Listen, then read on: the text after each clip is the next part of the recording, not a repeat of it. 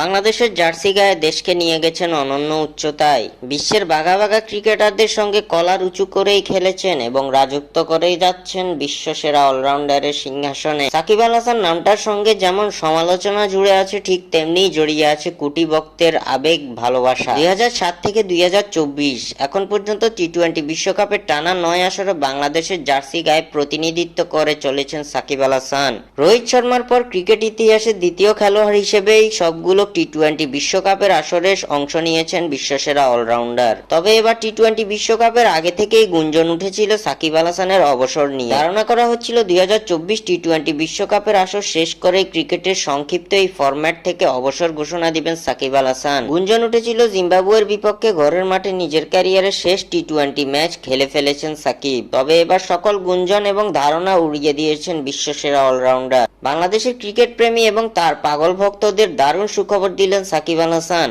সাকিব আল হাসান জানিয়ে দিয়েছেন আরও একটি টি-20 বিশ্বকাপের আসরে খেলতে চান তিনি। টি-20 ফরম্যাট থেকে এখনই অবসরে যেতে রাজি নন সাকিব। টি-20 বিশ্বকাপের আগামী আসরে খেলতে চান সাকিব, এমন সুখবর দিয়ে বিসিবির এক ভিডিও বার্তায় সাকিব আল হাসান বলেন, প্রথম বিশ্বকাপ থেকে শুরু করে এখন পর্যন্ত যতগুলো টি-20 বিশ্বকাপ হলো সবগুলোতেই খেলেছি। আমার জন্য এটা গর্বের এবং আনন্দের। আশা করব আরো একটা বিশ্বকাপ যেন খেলতে পারি, তার আগে নিজের পারফরমেন্স যেন ভালো থাকে। আরো একটি টি-20 বিশ্বকাপের আসরে অংশ নেওয়ার আগ্রহ প্রকাশ করে ভক্তদের দারুণ সুখবর দিলেন সাকিব আল হাসান।